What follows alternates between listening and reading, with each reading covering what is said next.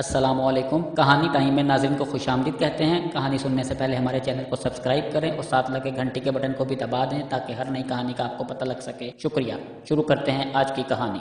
एक लड़की का वालिद और भाई मजदूर थे। भाइयों ने मिलकर इसकी शादी एक मजदूर के साथ कर दी।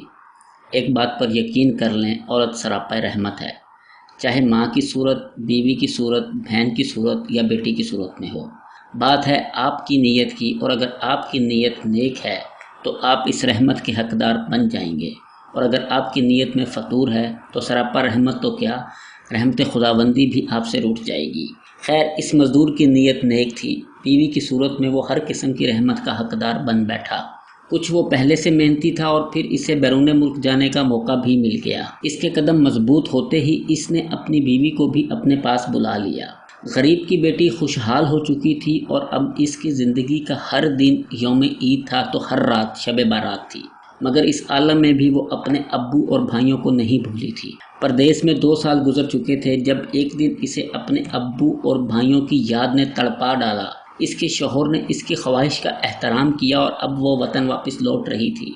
इसने अपनी वापसी की किसी को इतला नहीं दी, क्योंकि अपने घर पहुंचकर वो अचानक सबको खुशी देना चाहती थी और खुशी पाना चाहती थी। वतन पहुंचकर वो सबसे पहले अपनी अम्मी के पास गई। अम्मी तो शहर खामोशा में अबदी नींद के मज़े ले रही थी, मगर वो जानती थी कि इसकी आमद पर अम्मी को सुकून ज़रूर मिला होगा। फिर वो अपने घर पहुंची तो इसे अचानक अपने सामने देखकर इसके भाई परेशान हो गए। अब्बू कहाँ हैं? इसने सवाल पूछा। इस सवाल का जवाब देना तमाम भाइयों के लिए मुश्किल हो रहा था।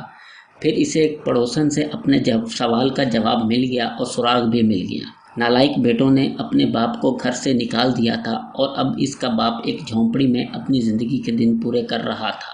वो अपने बाप के पास पहुंच गई। इसका बाप मजबूत आसाब का मालिक था, मगर अपनी बेटी की एक बात सुनकर वो रो पड़ा। चलें अब्बू, अब आप मेरे साथ ही रहेंगे। रोते रोते इसने अपनी बेटी का हाथ थाम लिया और बोला, मैंने अपनी सारी उम्र ज़िंदगी का मुकाबला करते गुजार दी। ज़िंदगी में मैं बस 2 बार रोया हूँ। एक बार तब जब तुम पैदा हुई थी तो मैं शर्मिंदगी के एहसास से रोया था, और दूसरी बार आज जब तुमने मुझे सहारा देने की बात की है।